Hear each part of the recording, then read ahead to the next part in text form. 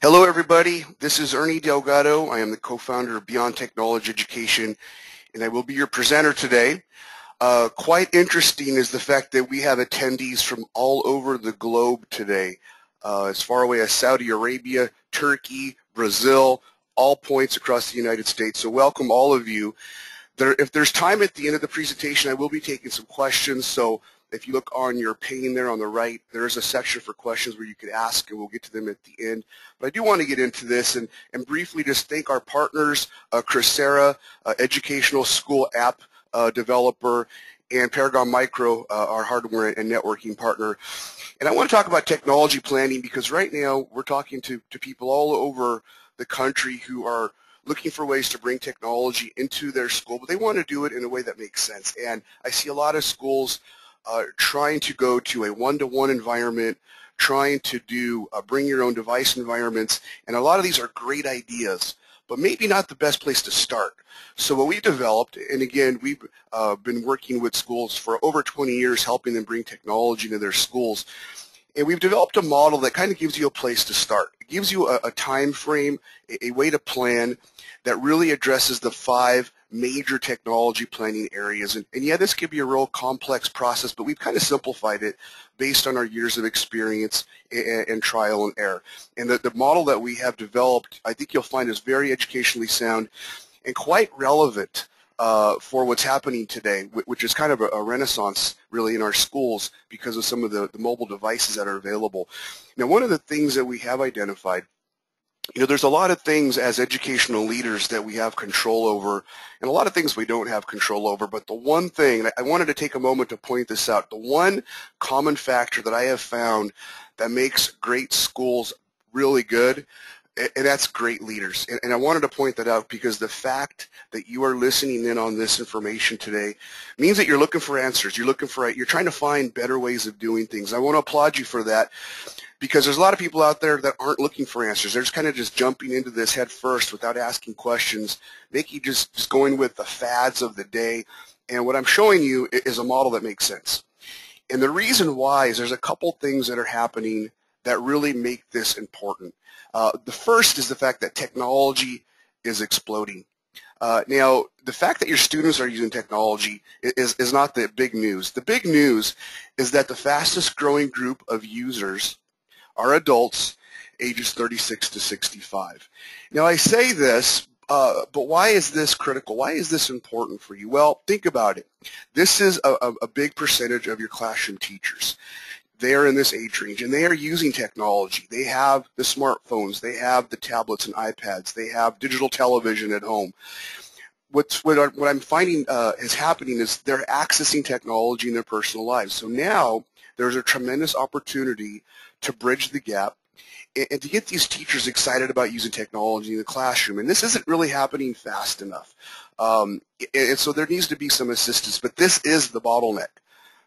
Buying the right technology isn't the bottleneck anymore. There are some great strategies. Getting our teachers comfortable. And I'll show you a model that we developed to do that. The other big area, K-12 education as an industry is not really preparing students well enough for the future. And if you look at some of the international rankings, yeah, we're not doing real well in some areas.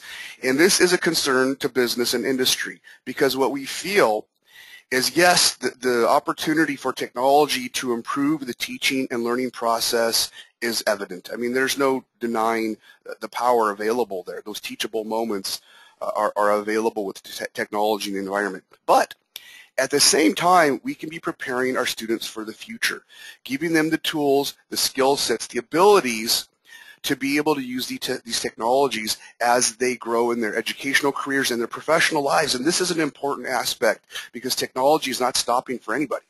It's going to continue to move on. It's going to continue to be part of their educational experience, but especially as they get into those competitive arenas in the job market, the good news is that students are accessing technology at a younger and younger age. And my little 8-month-old, he already knows how to blow up balloons on the iPad screen. It's pretty wonderful to see them comfortable with these tools. Something that we found was quite interesting was the fact that 8 to 18-year-olds, the research shows, are accessing technology 6.5 to 8.5 hours every day. Now, the current research shows that that's actually grown to 10 hours and 45 minutes. That was interesting to me. I had to dig into that research and find out what are they talking about. And what's happening is students today in this age range are actually multitasking. And I saw this happen when I visited my cousin, went into his bedroom. He was 12 years old at the time, and he was in there playing Xbox with his wireless controller. He had his wireless headset on with the microphone. He was watching, or he was playing his Xbox on his 27-inch plasma television in his bedroom. He had a wireless speakers in his bedroom playing a podcast from his cell phone, which he had next to him, and he had a text message conversation going on in his bedroom. He had 8, 9, 12 different technologies happening at the same time all together. It was quite interesting, and I asked his father, was it difficult to set this up? He says, I don't know, I didn't do it.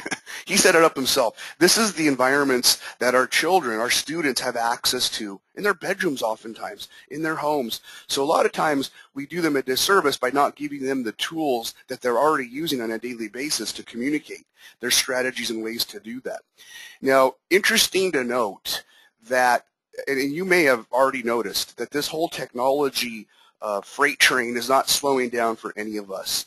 A big part of my job is to kind of research and look at all the latest trends and methods and ideas. And every day I read, 10, 12 different newsletters, blogs, RSS feeds, email reports, white papers. There's every day there's something amazing, especially towards the beginning of the year when CES launches and all these new ideas come out.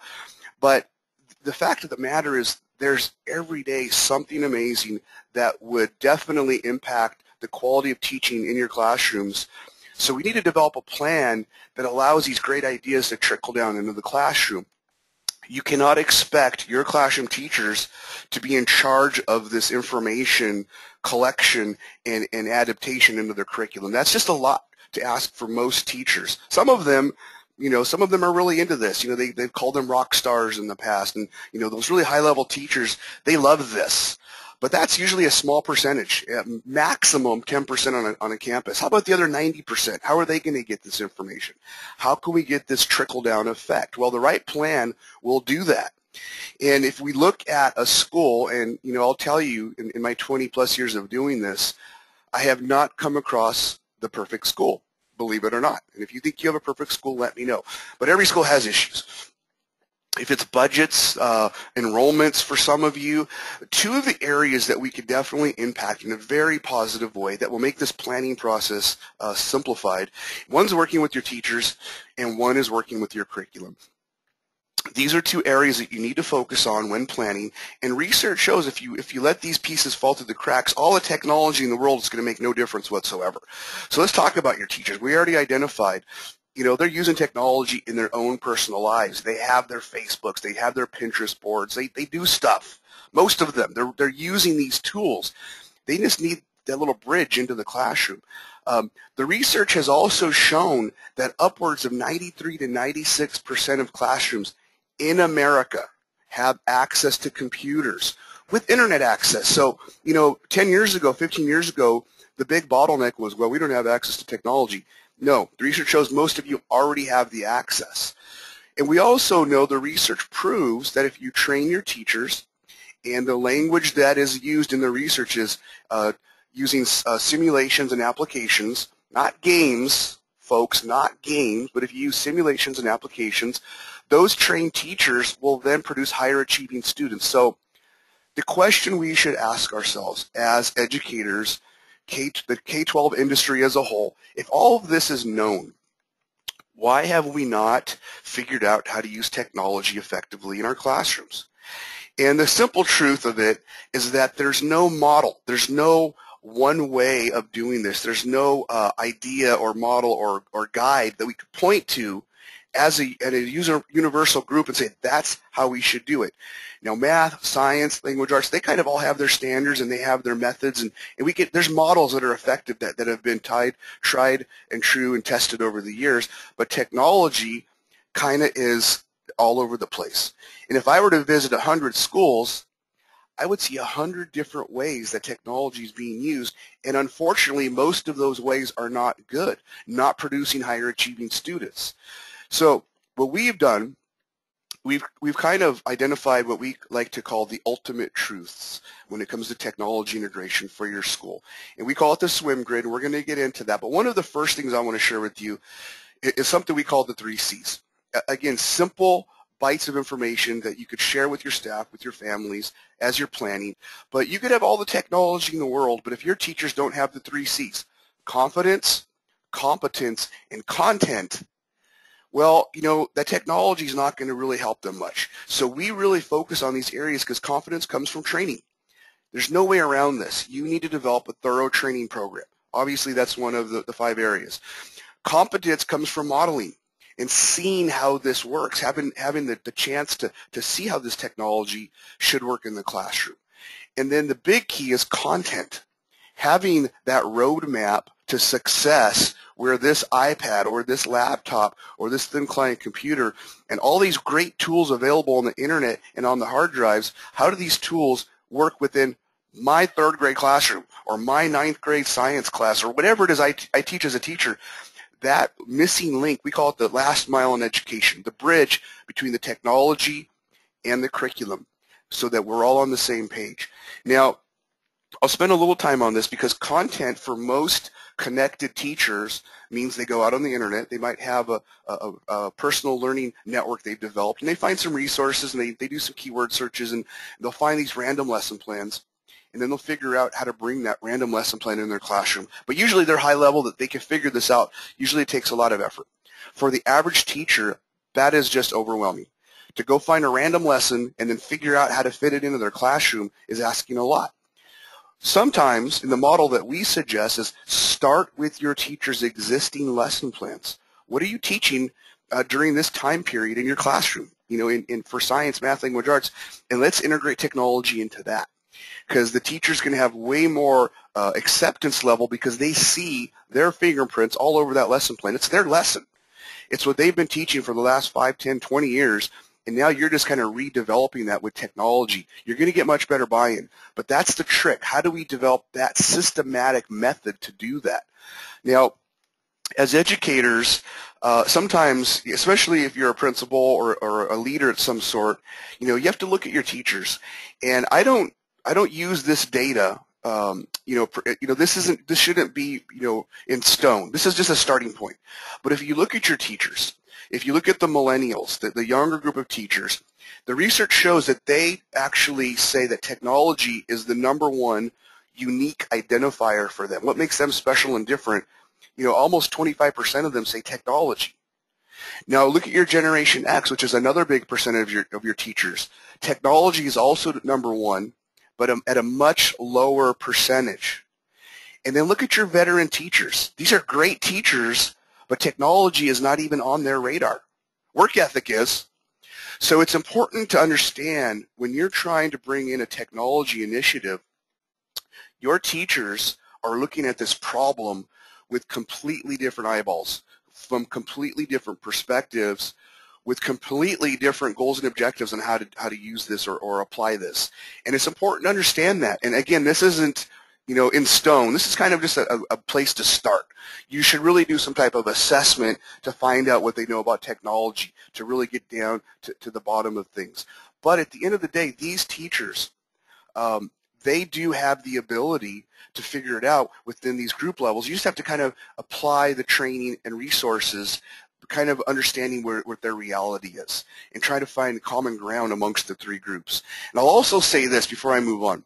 A lot of times when schools develop technology plans, what they do is they go out and they find the teachers that want to help. And usually it's those rock star teachers that are using technology and they want these high-tech environments. And so they develop a rock star caliber technology plan. Now guess what? That plan doesn't address all the other teachers, the other 80 to 90% of the staff. So be aware of that.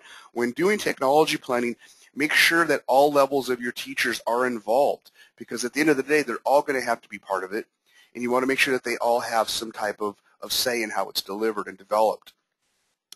Now, another interesting fact. Let's talk about assessment, let's talk about testing, let's talk about curriculum. You know, we test. We're a testing environment.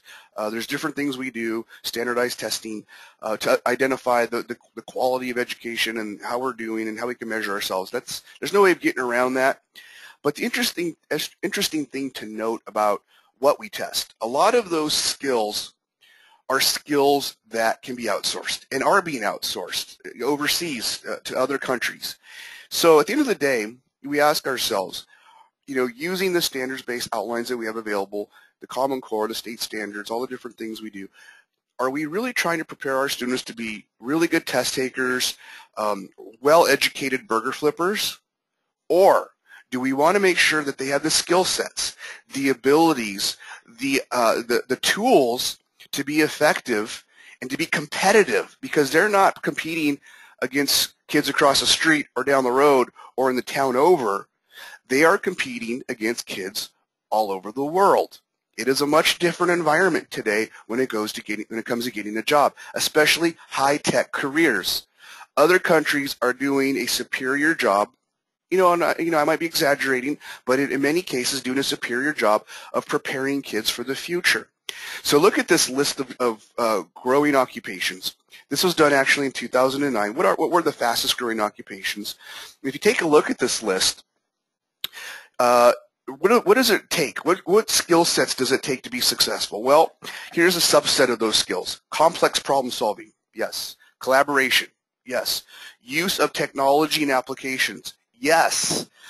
Higher order thinking skills need to be involved in all of these jobs. So what we did is we took a look at this list. We went back to 1999, identified what were those fastest growing jobs, and we went back to 1989 and what were those fastest growing jobs. And when we looked at the fastest growing jobs and the need for complex problem solving, collaboration, creative thinking, use of technology and applications, the need for those fastest growing jobs every 10-year juncture grew and grew and grew.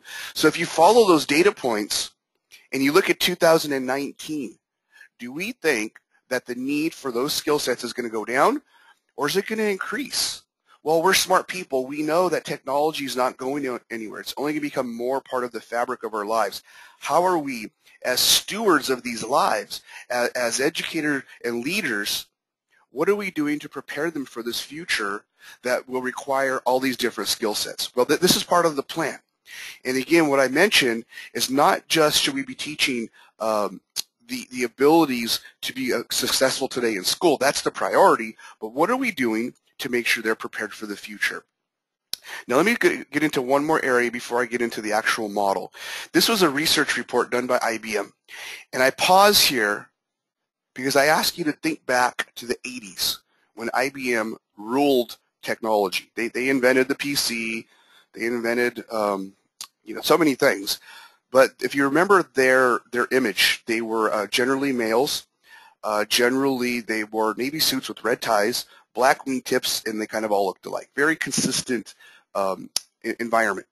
Now look at what IBM is saying today. If you look at that far left box, the skills, and this was a research report where they interviewed CEOs from around the globe. What should students be preparing themselves for? In this first box, taking risks that disrupt legacy business models. Really? Leapfrog beyond tried and true management styles. This is 180 degrees opposite of what IBM believed in the 80s.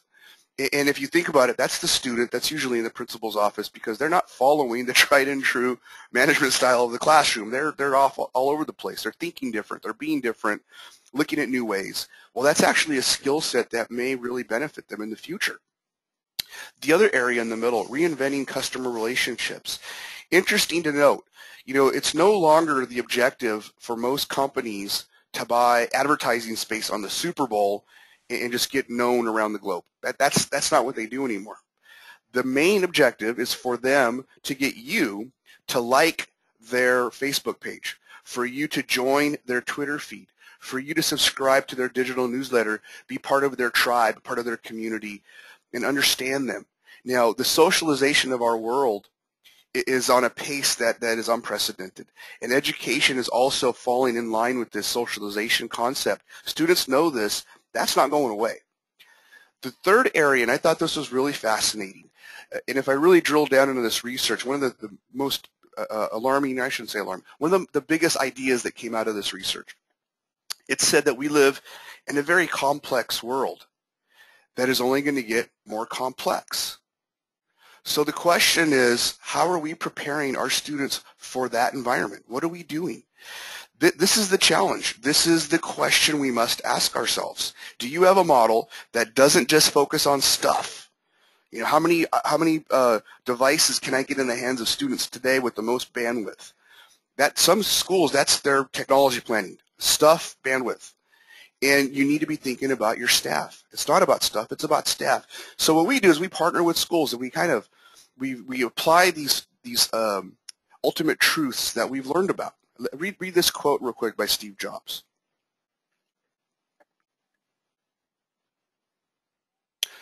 We've been doing this for over 20 years and we've seen fads come and go. We've seen trends. We've identified ultimate truths, and we have been able to accomplish simple when it comes to technology planning. And now you can make this process as hard as you like. Technology planning can be complex, but we've done that for you. And we've kind of boiled it down to this 5-part plan. And really the goal is to develop a systematic technology integration solution that impacts all of your teachers, all of your students, and all of your subjects. And this is very much doable with something we call SwimGrid. It's a 5-part technology planning model. And it helps the busy administrator really get down to what needs to happen. And it's something that we've been identifying over the last 20 years. And it's based on research. And, you know, we used to study technology plans from around the world. My partner, Rick, he used to work with ministries of education. And so we've seen this problem from a country perspective. But what we noticed is that most technology planning focused on infrastructure, hardware, software, networking. And at the end of the day, there was nothing really that was noticeably improved at the school. There was no research or data that showed that that made a difference with student achievement or any other measurable matrix. Now, what we did do is we focused on that small percentage of schools that were showing an increase. They were doing something amazing. Teachers were teaching better and more effective. Students were getting better scores and were learning better, retaining more information. The school was a better place. What did they do different? Well, we studied that, and it really comes down into 3 key things that we identified then. We've kind of updated our model, but version 1 started with this. They were assessing, training, and supporting their teachers. And I keep coming back to this because this is probably the biggest component of everything, is having a plan that addresses your staff. Now the challenge here, if you have a staff of 12 teachers, if you have a staff of 40 teachers, if you have a staff of 140 teachers or larger, that's 12, 40, 140 different ability levels. And your goal is to try to get them all on the same page using the same tools, you know, weaving that amazing tools and skill sets into the lesson plans. That's a big process. For some of your teachers, they relish it, they look forward to it, they can't wait. For some of your teachers, they're waiting for you to make it convenient. For some of your teachers, they're literally afraid. Sorry, that still happens today. I still see fear. If you put a model together, now I'm not saying to put all the burden on your teacher's shoulders. Your model should make them part of the conversation. Your model should bring things to them on a silver platter.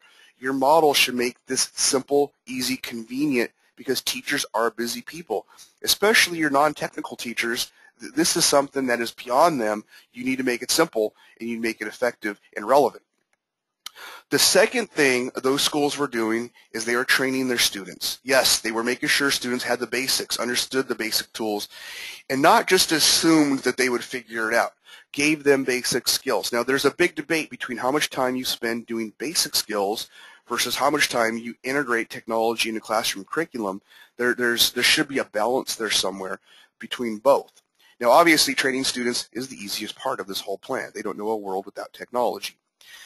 The third area was integrating technology into their classroom curriculum.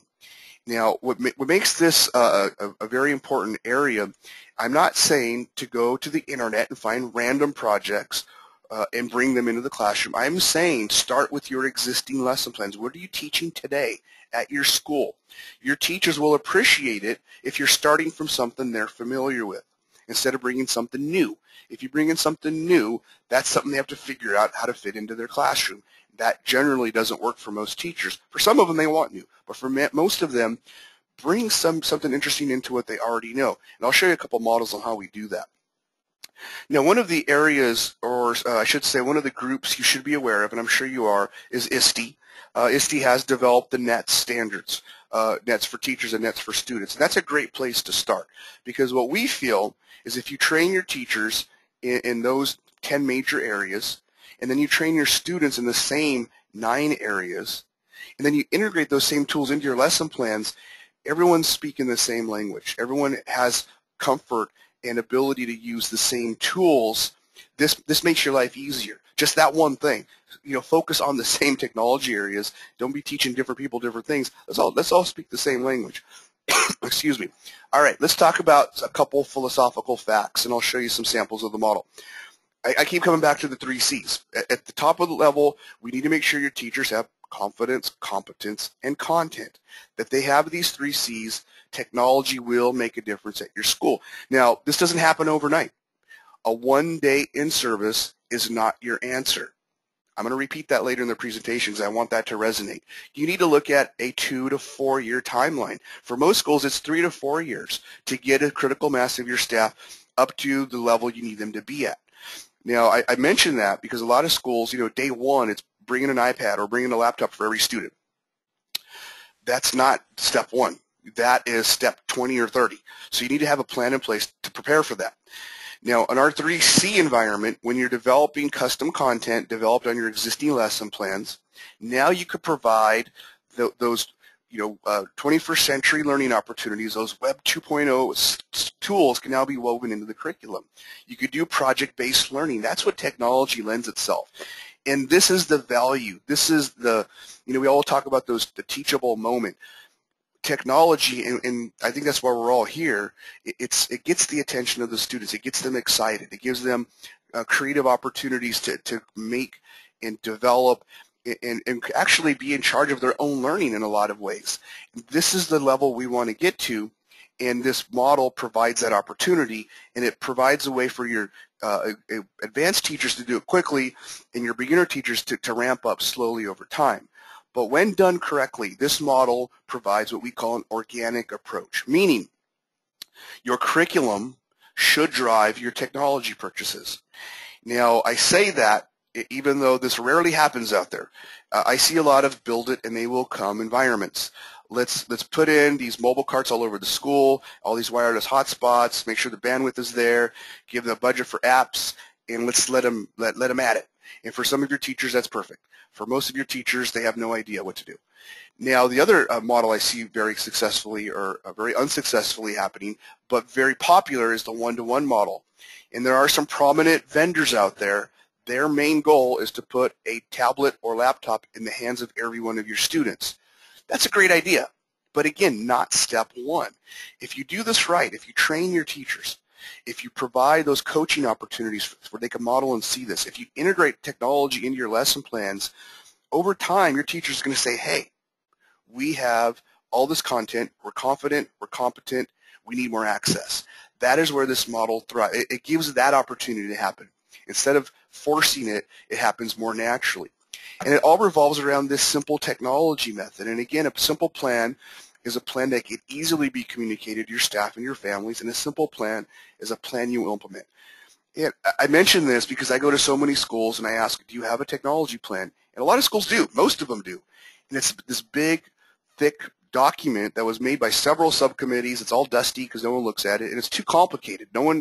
It's not easy to implement because no one really understands it. It was done by the previous administration or whatever. So we've done all that for you, and we provide this simple plan. Now let me throw out this analogy, and I want you to just walk down this path with me for a moment. If you're not aware of this car, it's the Tesla Model S. It's an electric car, full electric. It won Motor Trend Automobile of the Year, Automobile Magazine Automobile of the Year.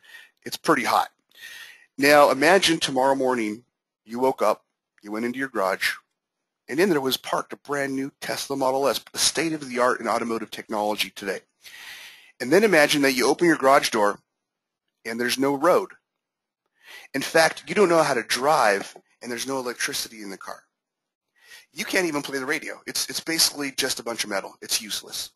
Now, I use this analogy because I go to a lot of schools that have developed these, wow, visually stunning technology environments. Every kid has a laptop. The whole school is wired, and there's a video production room, and they're doing their yearbook with all this great stuff. And, you know, there's all the technology, and they're downloading worksheets, or they're playing games on the internet, or they're doing keyboarding, and that's it. And I know this isn't you, but I see this a lot. Well, here's the perfect analogy I like to share with schools. Here's what we'll do. We'll build the road. We'll teach you how to drive. We'll put electricity in that car, and together we'll create a map to get you where you want to go. Let's use the technology for its full capacity, for its full ability, and let's make sure you have it when it's ready. If you don't have the roads built, if you don't have driver's education, and there's no way to electrify that car, let's not buy it yet. Let's wait. Let's put it in place when it's going to make the most sense. And that's what this plan is all about. Now, to give you one snapshot, and this is just one version of the model, this assumes a K-8 school. It assumes you have 4 quarters. The way we like to roll out a curriculum model, and this is kind of the competence and content model, look at the 4 units. And if you look at Unit 1, it's covering basic skills like word processing and keyboarding. Unit 2, spreadsheets and databases. Unit 3, multimedia and keyboarding. Unit 4, desktop publishing. And then every unit covers internet, which is all kinds of stuff, operating systems, basic skills, graphics. And we could change this for a PC, a Mac environment, a Chromebook environment, iOS environment, Android environment, similar, but the words change a little bit. So Unit 1, your students should have basic skills for about 5 weeks. Learn the basics. That's the perfect ratio, 5 weeks of basics.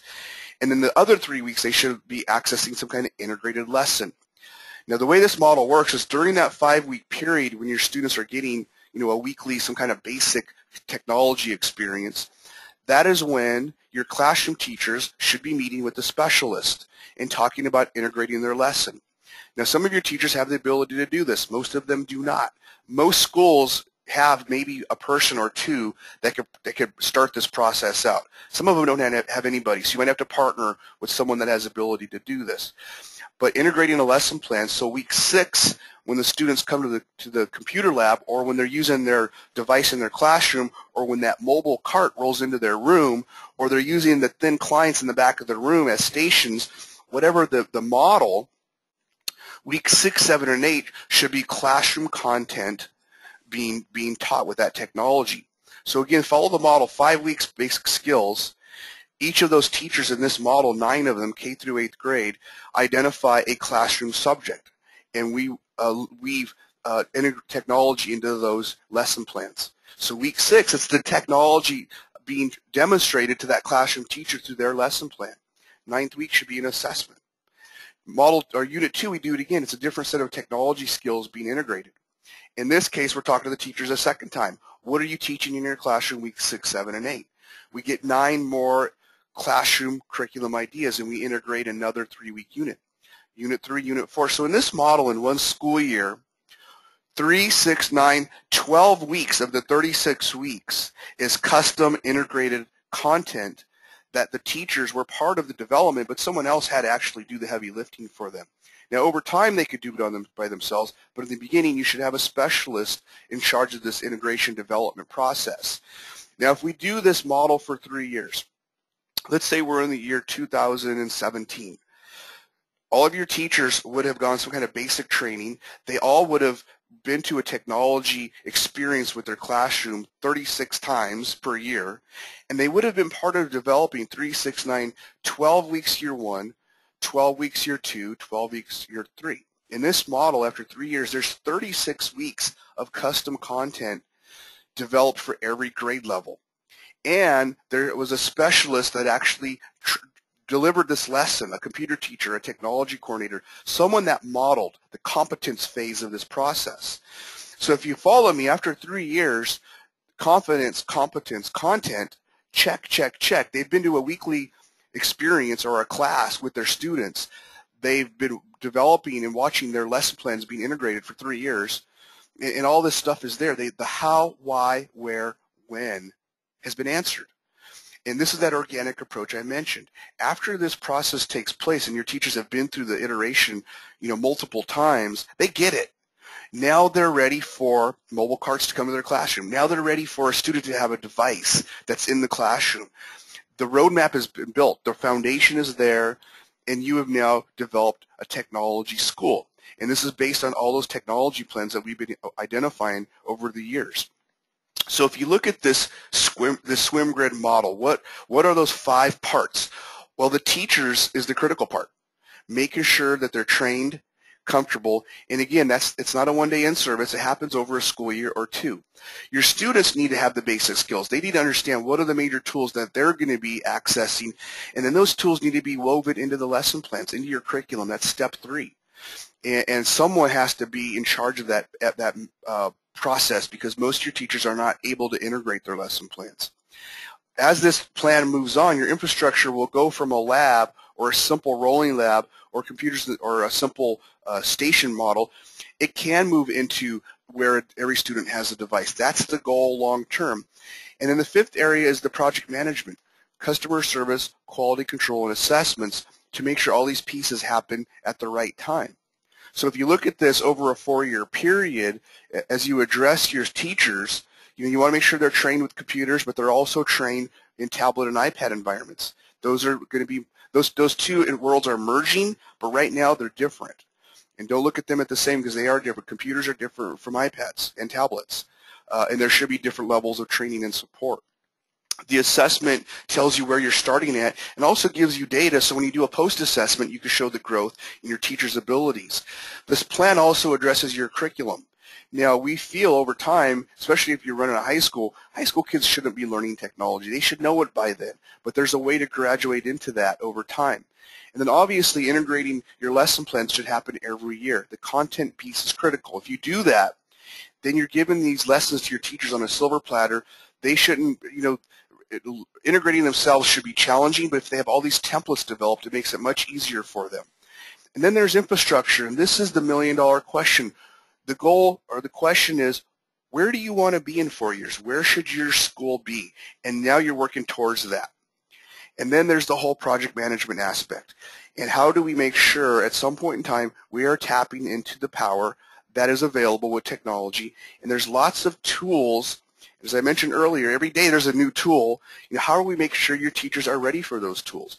Well, I'll tell you, by planning this and making sure over a 2 to 4 year timeline, your teachers are introduced to these ideas in a comfortable way and a make sense way, the model will work. And there's lots of tools. We've worked, my staff, I have 22 integrators that work for me, that work with teachers all day, every day. And we've seen hundreds of tools out there that make the curriculum and make the classroom come to life with the technology. But you can't start here. You kind of have to work towards that. Now, we've developed a couple tools along the way that we do have training for computers. We do have training for iPad. If you're starting with the lab environment, we do have a curriculum that does that 5-3-1 integration method. And then we do have advanced curriculums. And the real big aspect is the integration piece, having the opportunity to have these powerful lesson plans developed for your staff. I call it the last mile in education. It's where the technology and the curriculum, the bridge that brings them together. How are you doing that? This is the big piece of the puzzle. Most teachers can't do this, but in this model, we do the heavy lifting and we bring it to your teachers on a silver platter, and we'd be happy to share with you how that model works. Now, if you have a computer teacher, if you have a technology coordinator, if you have someone on staff that has the ability to do all this stuff, awesome. We have an annual training meeting where you would send that person and they'd learn all the different ins and outs of this model, and we provide all the tools so that they don't have to rebuild the wheel. We'll give them the tools, and then we'll support them. And again, we don't just sell books and say good luck. They'd come to our training, they'd get hooked up with a project manager, and we make sure that over a 2 to 4 year timeline, they have all the skills, all the tools, and the support to be successful. Really big planning process is having support. And then we're your partner. What is it that you want to do? In 4 years, where do you want to be? And along the way, how are you going to start building on small successes? Well, obviously, the big trend is one-to-one device, either bring your own or one-to-one peer models. You know, are parents paying for those? Are you paying for those? Are you doing fundraising? There's so many options that the Microsoft Surface Pro was just released today. Pretty exciting. It's a pretty exciting option. It's kind of, they're coming together. Ultrabooks and convertibles. You know, the iPad today is the Cadillac. It's the industry standard. It's the leader. And there's great scenarios there, but it's not your only option anymore. So it's nice to look at what else is available. Make sure you have the right tool. You know, your classrooms at some point also need to be identified. How do we change them? Obviously, the whiteboard has made a digital whiteboard has made a big change in classrooms, but there's so many other technologies over time you should be bringing in there. But don't just throw it in there. Provide the training, the modeling, and the integrated lesson that goes along with it. A nice interim move is the mobile cart idea. And again, there's great ways of doing that. And then every day I learn about some new learning strategy. And you're learning about a new one today, SwimGrid. But there's the bring your own device, bring your own technology. We're big believers in personal learning networks. And there's some amazing flipped and blended options out there that we help you identify what's going to make the most sense. You know, the SwimGrid is kind of the overreaching model. But how do you go to the future? How do you get your classrooms and your school to the next level? Well, SwimGrid is one way. It's one method to do that. There might be other competing models, but we're very happy with how this model can work for you, and we want to share with you how the SwimGrid can work at your school. So thank you to our partners, Chrysalis. If you're looking for an app for your school, they actually make apps for your school. There'll be some information at the end of this webinar where you could ask questions about that. And then if you're doing the one-to-one mobile cart thing, Paragon Micro has wonderful pricing for education. Thank you guys for partnering with us. There is a recording being done of this, and we will make this available. I'll send it out to you. Again, the questionnaire at the end of the webinar will ask if you want that or not. There are a couple questions, so give me a second here to address those questions. One of them is, will we get a hard copy of the presentation? Yes, you will. And that you'll actually get a video link to that. That came from Sandra. Jim Carter from Arizona. Hello, Jim. Hello, nice to see you. And then Mr. Parkhouse, what's your opinion of Chromebooks? Is it the easy alternative for Common Core approaching in 2014? Well, obviously, Common Core is kind of the focus of most schools right now, and I understand why. And there's actually a lot of, you know, the technology industry was part of driving that Common Core to make things simple. Instead of having 50 different states to develop services for, now there's this one Common Core. I think you should go beyond Common Core. And the question is, what is your opinion on Chromebooks? I have some schools using Chromebooks, and I absolutely love them. The new Chromebook coming out, it's lighter and faster. And if you're not familiar with Chromebooks, if you use Google Docs exclusively and you have an internet connection pretty much all the time, well, this is the ticket. I think they're like down to $2.99 or $3.99, and it runs from a Chrome. I mean, you open it up, you turn it on, it goes straight to the Chrome browser and runs all the Google tools. And we have consulting models where we actually help you. We provide the Google certified educator for your school to manage this, or we help you identify the person on site, because someone on site needs to be in charge of a lot of the back end. Great. Any other questions? How long does this SwimGrid model last? Well, that varies. We have some schools that just work with it for 1 year, and the plan is laid out. We have other schools that actually stick with the 4-year timeline and then renew after the 4 years for other services. I mean, technology's not going anywhere. Unfortunately, it's going to constantly evolve and change, and we become your partner. We are your technology partner to help you get to the next level. Other questions, training for teachers, how important is that? You know, a lot of you, when you signed up, answered a questionnaire, and yeah, a lot of professional development and supporting teachers was on the minds of a lot of you. This is critical, because without your teachers being confident, competent, and if they don't have content, the technology is not going to make a big difference. And so we feel probably the most important aspect of this whole thing, it's not about device acquisition and bandwidth. Those are crucial, but that's focusing on stuff. We really need to focus on staff, and that's the biggest shift for a lot of people psychologically. How do I make sure that teachers are embraced? And not just your rock stars, all of your teachers. As I mentioned, if you develop a rock star quality technology plan, it's just going to meet the needs of the rock stars. So I thank you for your time. We will be sending out this questionnaire shortly, and you are now done for today, and hopefully we talk to you soon. Any questions, email us. I encourage you to join our Facebook fan page where we have all kinds of research that comes up every day. We appreciate your time. Thank you very much.